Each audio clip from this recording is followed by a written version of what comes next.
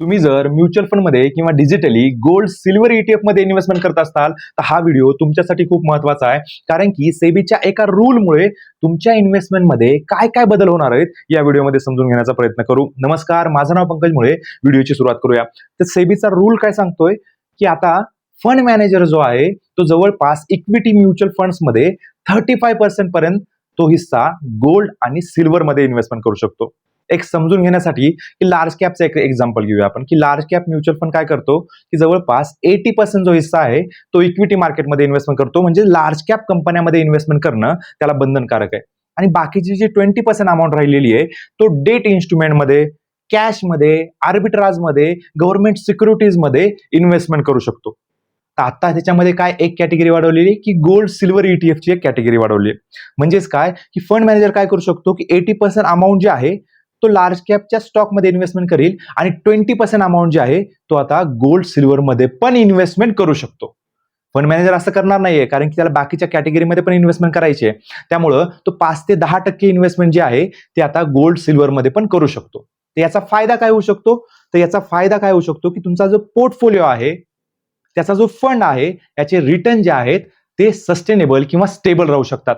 म्हणजेच काय की मागच्या काही दिवसामध्ये जर तुम्ही बघितलं की स्टॉक मार्केटने चांगलं परफॉर्म केलेलं नाहीये, पण गोल्ड सिल्वरने चांगलं परफॉर्म केलेलं आहे. कधी कधी काय होतं की स्टॉक मार्केट चांगलं परफॉर्म करतं, गोल्ड सिल्वर चांगलं करत नाहीये.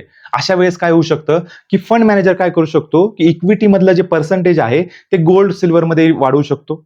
त्याच्यानंतर जर समजा इक्विटी मार्केट परफॉर्म करत नसेल तर गोल्डमध्ये वाढू शकतो, किंवा गोल्ड सिल्वर जर परफॉर्म करत नसेल तर इक्विटीमध्ये वाढू शकतो. त्यामुळं पोर्टफोलिओला जो आहे तो त्याच्या रिटर्न जे आहेत ते स्टेबल राहू शकतात. हा एक फायदा होऊ शकतो. त्याच्यानंतर येणाऱ्या काळामध्ये गोल्ड सिल्वर ईटीएफची मार्केटमध्ये डिमांड वाढू शकते, कारण की प्रत्येक फंड मॅनेजरला असं वाटतं की माझ्या पोर्टफोलिओमध्ये काही ना काहीतरी हिस्सा गोल्ड आणि सिल्वरचा असला पाहिजे. मागच्या व्हिडिओमध्ये ज्यावेळेस आपण एक पोर्टफोलिओ बनवला म्युच्युअल फंडचा, त्याच्यामध्ये मी सांगितलं होतं की लार्ज कॅपमध्ये किती पैसे लावायचे, मिड कॅपमध्ये, स्मॉल कॅपमध्ये, फ्लेक्झी कॅपमध्ये, गोल्ड ईटीएफ मध्ये, सिल्वर ईटीएफ मध्ये. त्या व्हिडिओमध्ये मी तुम्हाला पर्सेंटेज सांगितलं होतं की आपल्या पोर्टफोलिओचा जवळपास 15% हिस्सा जो आहे तो मी गोल्ड आणि सिल्वरच्या ईटीएफ मध्ये इन्व्हेस्टमेंट केलेली आहे. कारण की येणाऱ्या काळाची ती डिमांड आहे, कारण की गोल्डला जी मागणी आहे मार्केटमध्ये, त्यामुळे गोल्डच्या किमती ह्या कंटिन्युअसली आपल्याला वाढत राहणार आहेत. पण जर लॉंग टर्मचा विचार केला आपण तर गोल्डपेक्षा इक्विटी मार्केटने चांगला परफॉर्मन्स केलेला आहे.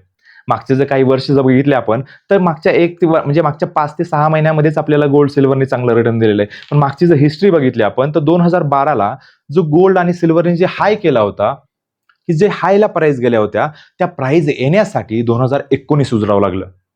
पण त्याच ठिकाणी तुम्ही इक्विटी मार्केटची जर रिटर्न बघितले, आजही स्मॉल कॅप म्युच्युअल फंड्सचे ऍव्हरेज रिटर्न काढले अॅन्युअली, म्हणजे ज्यावेळेसपासून स्टॉक मार्केट चालू झालंय ते अजूनही 20% वर आहेत. त्याच ठिकाणी तुम्ही जर निफ्टीचे रिटर्न काढले आजही तर ते जवळपास 16% वर आहेत.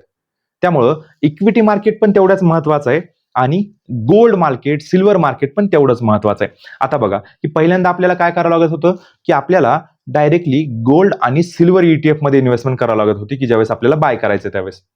आता सध्या काय, किंवा आपल्याला अजून काय करता येत होतं की आपल्याला ऍसेट अलोकेशन जे फंड आहेत, मल्टी ऍसेट अलोकेशन, म्हणजे याच्यामध्ये काय करू शकतो फंड मॅनेजर, इक्विटी मार्केटमध्ये काय पोर्शन, काही पोर्शन जो आहे तो डेट मार्केटमध्ये आणि काही पोर्शन जो आहे तो गोल्ड आणि सिल्वरमध्ये.